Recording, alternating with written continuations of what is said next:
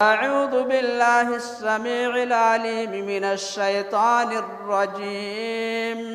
बिस्मिल्लाहिर रहमानिर रहीम। या अय्युहल्लज़ीना आमनू क़ू अन्फुसकुम व अहलीकुम नारा वक़ूदुहा अन्नास वल हिजारतु अलैहा मलाइकतुन ग़िलादुन शिदादुन ला यअसूनल्लाह मा अमरहुम व यफ़अलून मा युअमरून। रब्बि इश्रह ली सदरी व यस्सिर ली अमरी वहलुल उक़दतम मिन लिसानी यफ़क़हू क़ौली। रब्बि ज़िदनी इल्मा रब्बि ज़िदनी इल्मा अल्लाहुम्मा रब्बि ज़िदनी इल्मा। मुअज़्ज़ज़ सामिईन, हाज़रीन जुमा, तमाम किस्म की हम्दो सना, बुज़ुर्गी और बरतरी, अज़मत व किब्रियाई उस मालिक मुख्तार रब्बे ज़ुल जलाल के लिए लायक व ज़िबा है, जिसने हम सब को पैदा किया, ज़िंदगी गुजारने के लिए हर तरह की नेमतें और सहूलतें अता फरमाई और अपने आखिरी रसूल जनाब मुहम्मदुर रसूलुल्लाह सल्लल्लाहु अलैहि वसल्लम के उम्मती बनने का शरफ़ बख्शा। अल्लाह की हम्दो सना के बाद बेशबहा दरूद व सलाम की डालियाँ निछावर हों उस ज़ात मुक़द्दसा मुतहरा और मुबारका पर जो सारी कायनात के लिए रुश्द व हिदायत बना करके, रहमत बना करके भेजे गए। अल्लाहुम्मा सल्ली व सल्लिम व बारिक अलैहि। खुतबा मसनूना के बाद मैंने सूरतुत तहरीम सूरा नंबर 66 की आयत नंबर 6 पढ़ी है। इस मुनासबत से आज के खुतबा जुमा में मेरा उन्वान वही है जो पिछले खुतबा में था, यानी समाज की तामीर में नौजवानों का किरदार।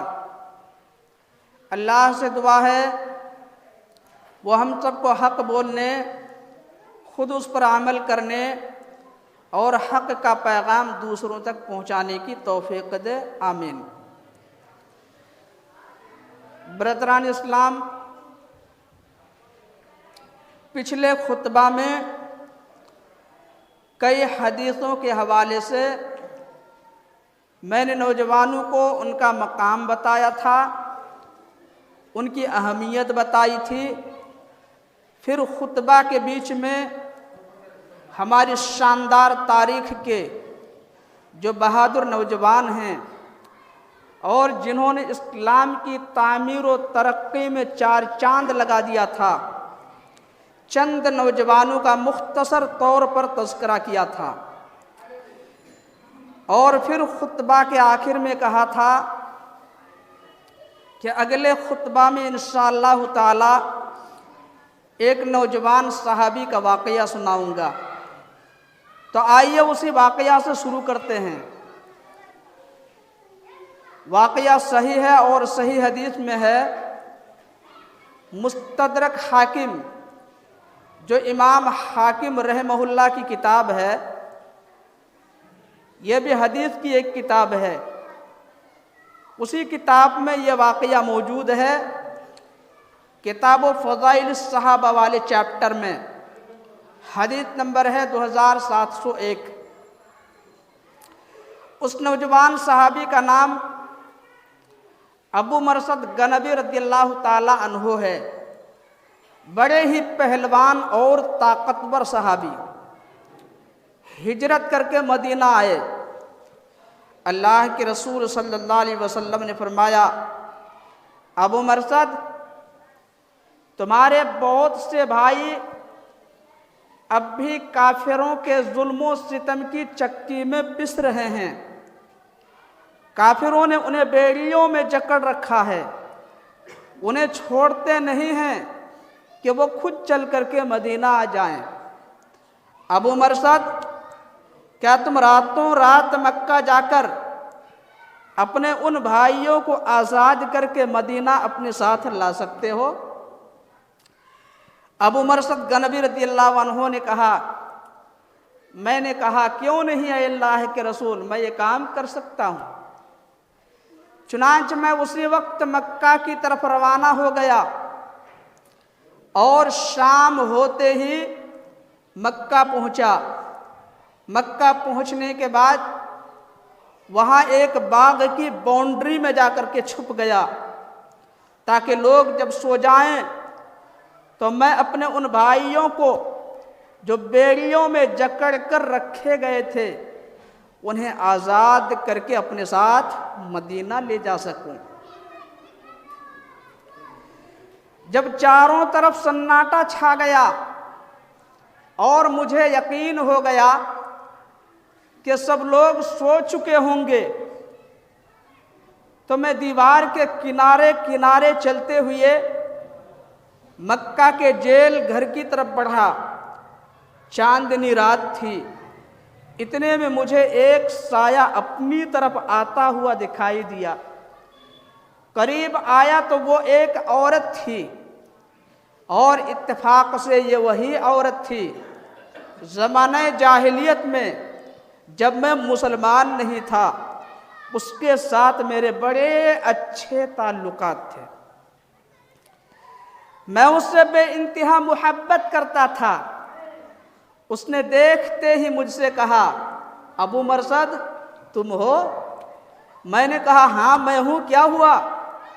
उसने कहा बड़ी मुद्दत के बाद मिले हो, पुराने लम्हात याद है ना? मेरी इसी गोद में सर रखकर तुमने मुझसे प्यारो मोहब्बत की बातें की थी। चलो आज फिर मौका मिला है। चारों तरफ सन्नाटा भी है, रात की तन्हाई भी है, लोग सो चुके हैं, अकेले मैं हूं और तुम हो, चांदनी रात भी है। चलो अबू मरसद, प्यारो मोहब्बत में डूबकर एक और रात को हसीन बना लेते हैं, यादगार बना लेते हैं।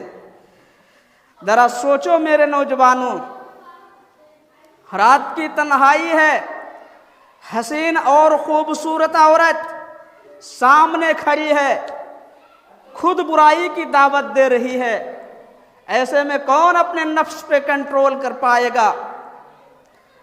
रात की तन्हाई हो, चारों तरफ सन्नाटा ही सन्नाटा हो, जवानी आवाज दे रही हो, खूबसूरत औरत सामने खड़ी हो और खुद बुराई की दावत दे रही हो।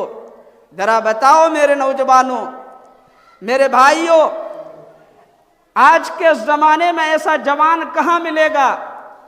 और मिलेगा तो किस बिल्डिंग में मिलेगा, किस गली में मिलेगा,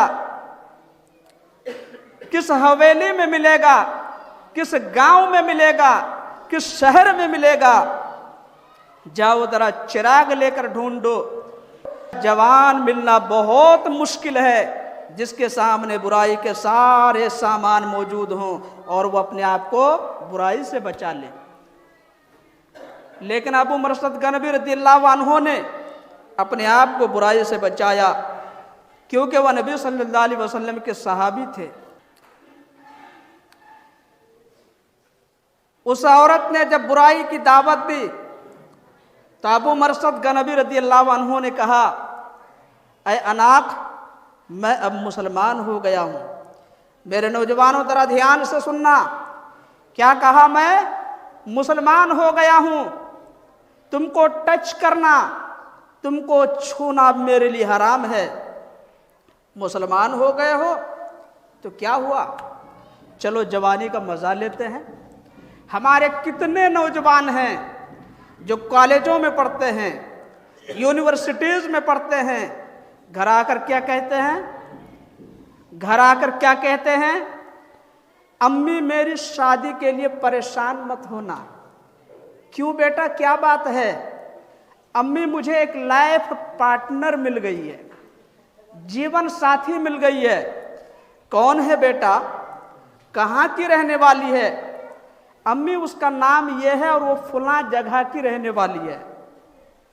अरे बेटा वो तो मुसलमान नहीं है और अल्हम्दुलिल्लाह तुम मुसलमान हो, तो क्या हुआ अम्मी, वो हमारी मोहब्बत है और हमारी मोहब्बत के बीच में धर्म क्यों आ रहा है? नहीं बेटा, उससे तुम्हारी शादी नहीं होगी।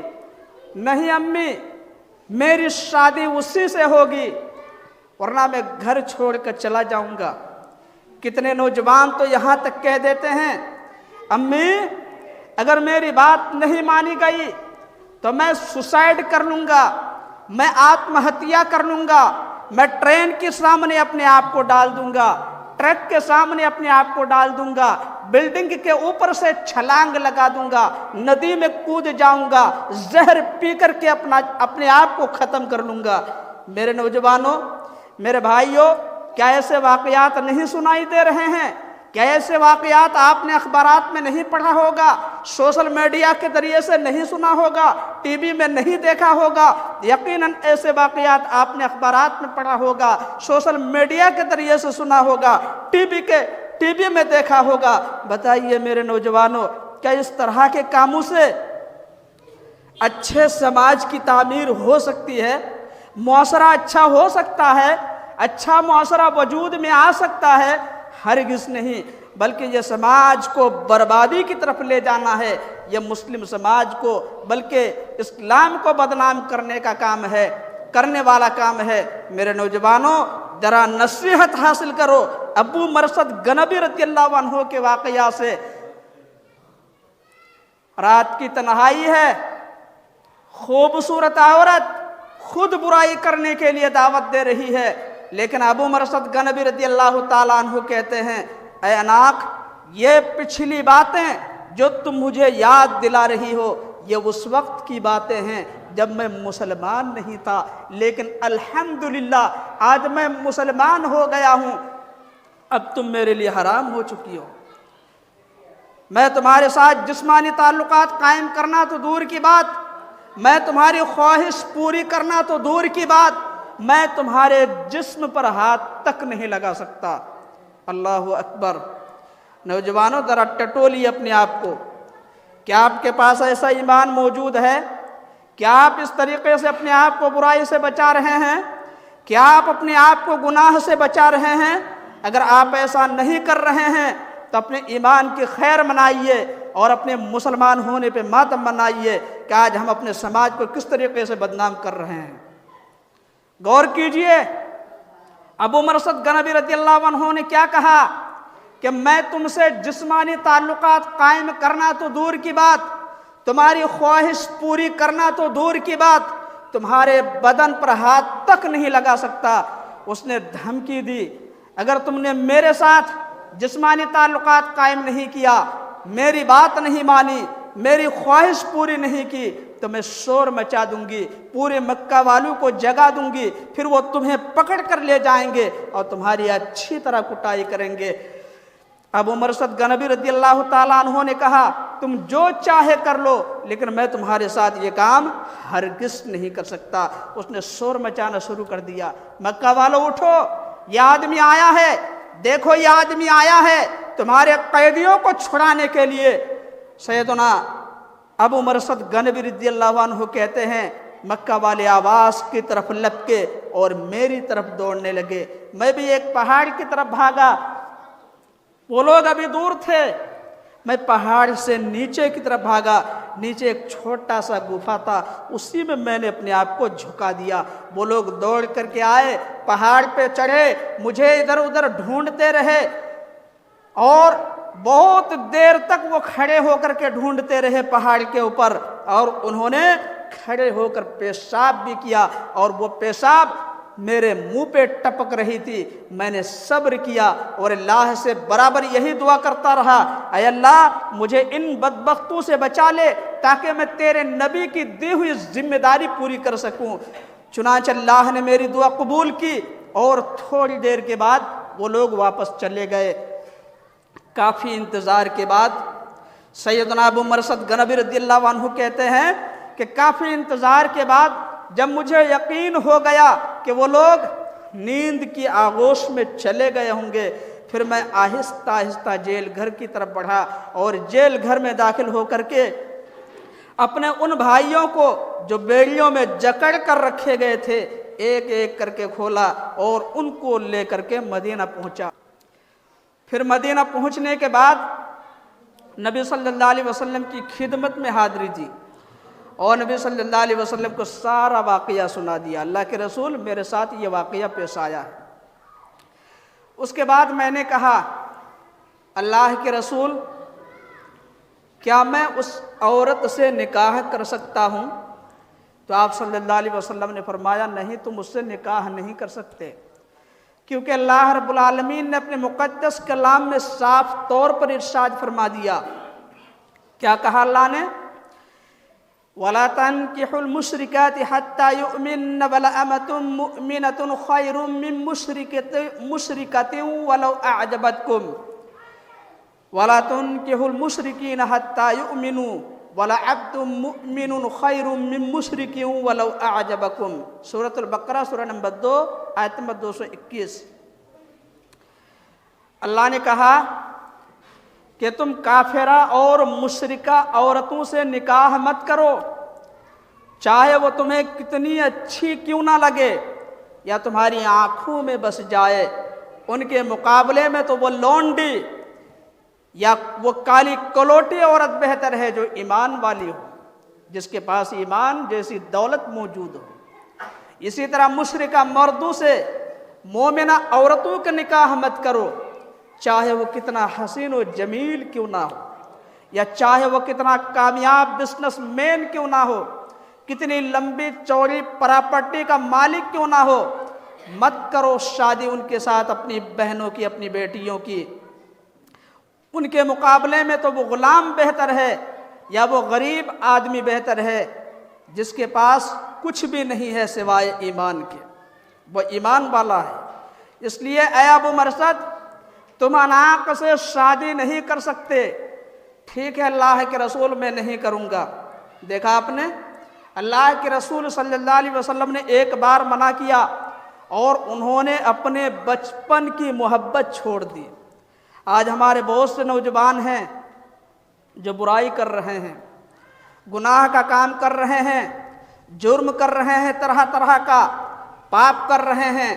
जब माँ बाप मना करते हैं या बड़े बूढ़े लोग मना करते हैं तो उनकी बात मानने के बजाय वो लड़ने लगते हैं, वो बदतमीज़ी करने लगते हैं, वो बदअखलाकी करने लगते हैं, वो सरकशी पे उतर आते हैं। मेरे नौजवानों ज़रा बताओ, अबू मरसद गनबी रज़ियल्लाहु ताला अन्हु ने अपने आप को गुनाह से बचाकर समाज की तामीर का काम किया था या समाज को ख़राब करने का काम किया था? यकीनन उन्होंने अच्छे समाज की तामीर की थी। आज मुस्लिम समाज का सर्वे करके देख लीजिए, आज हमारे कितने मुस्लिम नौजवान हैं जो प्यारो मोहब्बत में पढ़कर अपनी ज़िंदगी भी बर्बाद कर रहे हैं और अपने समाज को भी बदनाम कर रहे हैं। अल्लाह हमारे नौजवानों को अक्ल सलीम अता फरमाए, आमीन। इसी तरह अपने समाज का सर्वे करके देख लीजिए, कितने मुस्लिम नौजवान आपको मिलेंगे जो बुरी लतों के शिकार हो चुके हैं। किसी बिगड़े हुए के हाथ लग गया, चलो मैं तुम्हें पिलाता हूँ, ये भी सोचता है। जब मुफ्त में मिल रहा है तो क्या हर्ज है, पी लेता हूँ। क्या पी लेता हूँ? स्प्राइट, नारियल का पानी, शरबत, जी नहीं, बल्कि वो चीज जिसे पी करके इंसान मस्त हो जाता है, अपना होशो हवास खो बैठता है, धीरे धीरे वो उसका आदी बन जाता है, फिर एक गैंग बन जाती है, उनकी एक टीम बन जाती है। आज आप अपने समाज का सर्वे करके देख लें, आज हमारे नौजवान शराब के अड्डे में मिलेंगे, आज हमारे नौजवान जुआ के अड्डे में मिलेंगे, आज हमारे नौजवान दारू की भट्टी में मिलेंगे, आज हमारे नौजवान हराम चीज़ों का कारोबार करते हुए मिलेंगे, आज हमारे नौजवान गैरों की बेटियों को सड़कों और चौराहों पर खड़े होकर गैरों की बेटियों को छेड़ते हुए मिलेंगे। मेरे नौजवानों, मेरे भाइयों, जरा बताओ, जिस समाज में हम और आप रहते हैं, जिस मुआशरा में हम और आप सांस ले रहे हैं, अगर नौजवानों का ये टोला शराब के अड्डों से जुड़ गया, अगर नौजवानों का ये टोला जुआ के अड्डू से जुड़ गया, अगर नौजवानों का ये टोला दारू की भट्टी में चला गया, अगर नौजवानों का ये टोला हराम चीजों का कारोबार करने में लग गया, अगर नौजवानों का ये टोला बुराई करने में लग गया, अगर नौजवानों का ये टोला गैरों की लड़कियों को छेड़ने में लग गया, तो उस समाज का क्या हाल होगा, उस समाज का, उस मौशरे का क्या अंजाम होगा। कभी सोचा आपने? आज हमारे नौजवान ना जाने कितनी बुराइयां करते हैं, मना करते हैं लेकिन वो सुनते नहीं हैं, उल्टा मना करने वालों को डांटते हैं, उनको फटकारते हैं, उनको धमकी देते हैं। शराब की हुर्मत के ताल्लुक से अल्लाह रब्बुल आलमीन ने 3 अलग अलग मौक़ों पर कुरान की आयत नाजिल की। एक ही बार में अल्लाह ने शराब को हराम करार नहीं दिया। क्यों? इसलिए कि अरब के लोग शराब ऐसे पीते थे जैसे हम लोग सख्त गर्मी में फ्रिज से पानी निकाल निकाल कर पीते हैं, या नल से ठंडा पानी निकाल निकाल कर पीते हैं, या मटके से ठंडा पानी निकाल कर पीते हैं। जब शराब की हुर्मत के ताल्लुक से आखिरी आयत नाजिल हुई, कौन सी आयत? सूरतुल माइदा सूरह नंबर 5 की आयत नंबर 90। जब ये आयत नाजिल हुई तो अल्लाह के रसूल सल्लल्लाहु अलैहि वसल्लम ने अपने मुनादी को हुक्म दिया कि जाओ लोगों में ये ऐलान कर दो कि शराब अब हमेशा हमेशा के लिए हराम हो चुकी है। नबी सल्लल्लाहु अलैहि वसल्लम ने एक आदमी को मुतय्यन करके रखा था। आज की तरह लाउड स्पीकर उस ज़माने में मौजूद नहीं थी, इलेक्ट्रॉनिक मीडिया नहीं थी। जैसे मेरे सामने लाउड स्पीकर है, मैं इस पे बोल रहा हूँ तो मेरी आवाज़ दूर दूर तक पहुँच रही है, बल्कि दुनिया के कोने कोने तक पहुँच सकती है, ऐसा सिस्टम बना हुआ है। लेकिन उस ज़माने में ऐसा कोई सिस्टम नहीं था, लाउड स्पीकर नहीं थी, इलेक्ट्रॉनिक मीडिया नहीं थी। एक आदमी को मुतय्यन कर दिया जाता। इसी तरह हिंदुस्तान में राजा महाराजा जो हुकूमत किए, मुस्लिम बादशाहों ने जो हुकूमत की, उनकी तारीख उठा के आप देखिए, उनके दौर में भी यही सिस्टम मिलता है। क्या कि एक आदमी को मुतय्यन कर दिया जाता, जब राजा की तरफ से, बादशाह की तरफ से कोई नया फरमान जारी होता तो वो आदमी गलियों में जाता और ढोल पीट पीट कर लोगों को इकट्ठा करता और बताता कि बादशाह की तरफ से, राजा की तरफ से एक नया फरमान जारी हुआ है, लिहाजा इसको माना जाए। यही सिस्टम था। ये लाउड स्पीकर, ये इलेक्ट्रॉनिक मीडिया, ये तो तकरीबन 100 साल हुआ होगा या नहीं हुआ होगा, इससे भी कम होगा। 100 साल से पहले ये चीज़ें मौजूद नहीं थी। यही सिस्टम था उस वक्त कि एक आदमी को मुतय्यन कर दिया जाता, वो लोगों को बता देता जाके। तो जब शराब की हुर्मत के ताल्लुक से आखिरी और कतई हुक्म नाजिल हुआ तो अल्लाह के रसूल सल्लल्लाहु अलैहि वसल्लम ने भी अपने मुनादी को हुक्म दिया कि जाओ लोगों में जाके ये ऐलान कर दो कि शराब हमेशा हमेशा के लिए हराम हो चुकी है, अब कोई इसको मुंह तक न लगाए। तो नबी करीम सल्लल्लाहु अलैहि वसल्लम के सहाबा ने किस तरीके से मुनादी रसूल की आवाज़ सुनकर शराब को ज़ाय किया, शराब को बेकार किया, शराब को गिराया, आप सुनेंगे तो हैरत करेंगे। एक वाक़या मैं सुना देता हूँ, उसके बाद मैं अपनी बात ख़त्म कर दूँगा। ये वाक़या सही बुखारी के अंदर मौजूद है। सही बुखारी किताबुल मज़ालिम चैप्टर नंबर 45 हदीस नंबर 2464। रावी हदीस सैयदना अनस बिन मालिक रज़ियल्लाहु ताला अन्हु हैं। बयान करते हैं कि मैं अबू तलहा अंसारी रज़ियल्लाहु अन्हु के घर में खजूर से बनी हुई उम्दा किस्म की शराब लोगों को पिला रहा था, क्योंकि शराब अभी तक हराम नहीं हुई थी। मैं पिला रहा था, शराब के जाम लोगों के होंठों से लगे हुए थे, मैं दे रहा था, कोई पी रहा था, कोई अभी बाकी था। इतने में बाहर से आवाज़ आई तो अबू तलहा अंसारी ने कहा, अनस जरा बाहर जाकर देखो तो सही, ये कैसी आवाज़ है। तो सैयदना अनस बिन मालिक रज़ियल्लाहु ताला अन्हु कहते हैं, मैं बाहर गया और आकर बताया कि अल्लाह के रसूल सल्लल्लाहु अलैहि वसल्लम का मुनादी यह आवाज़ लगा रहा है, अला इन्नल खम्र क़द हुर्रिमत, लोगों सुन लो, शराब अब हमेशा हमेशा के लिए हराम हो चुकी है। तब अबू तलहा अंसारी ने कहा, हाँ शराब हराम हो चुकी है तो देर किस बात की है, मुंह से लगे हुए जाम फेंक दिए। सैयदना अबू तलहा अंसारी रज़ियल्लाहु अन्हु ने कहा, दूसरे लोगों ने कहा, अनस ये जो मटके रखे हुए हैं इनको बाहर ले जा करके तोड़ दो, इन्हें फोड़ दो, क्योंकि हम इसको हाथ तक नहीं लगाएंगे, ये तो हराम हो चुकी है। तो सैयदना अनस बिन मालिक रज़ियल्लाहु ताला अन्हु कहते हैं, मैंने एक एक मटका उठाया और बाहर ले जा करके तोड़ दिया, सबको फोड़ना शुरू कर दिया। दूसरे लोगों ने भी ऐसा ही किया, यहाँ तक के मदीना की गलियों में इस कदर शराब बहने लगी, ऐसा लगता था कि सैलाब आ गया है। अल्लाहु अकबर। मेरे भाइयों, अपने ईमान का जायज़ा लीजिए। हम और आप होते तो क्या कहते, चलो पीऊंगा नहीं, बाजार में ले जाकर बेच देता हूं, बड़ी मेहनत से तैयार किए, ठीक है आज पी लेता हूं, कल से नहीं पीऊंगा। जैसा कि हमारे नौजवान करते हैं, कोई बुराई कर रहे हैं, हराम चीज़ों का काम कर रहे हैं, जब उनको मना किया जाता तो क्या कहते हैं, अजी मैंने पैसे लगाया है, जब पैसे निकल जाएंगे वापस आ जाएंगे, मेरे जो पैसे लगे हैं जब पैसे मिल जाएंगे तो मैं ये कारोबार छोड़ दूंगा। या कहते हैं कि 2-4 साल कमा लेते हैं उसके बाद तौबा कर लेंगे। इसी तरह नमाज के लिए कहा जाता है तो क्या कहते हैं, अरे कल से नमाज पढ़ना शुरू कर देंगे, जुमा से पढ़ना शुरू कर देंगे, अच्छा आइंदा साल रमज़ान आएगा तो रमज़ान से शुरू कर देंगे, नमाज भी शुरू कर देंगे, रोज़ा भी रखना शुरू कर देंगे। मेरे नौजवानों, क्या तुम्हारे पास कल की गारंटी है? तुम्हारे पास जुमा तक की गारंटी है? तुम्हारे पास आइंदा रमज़ान की गारंटी है?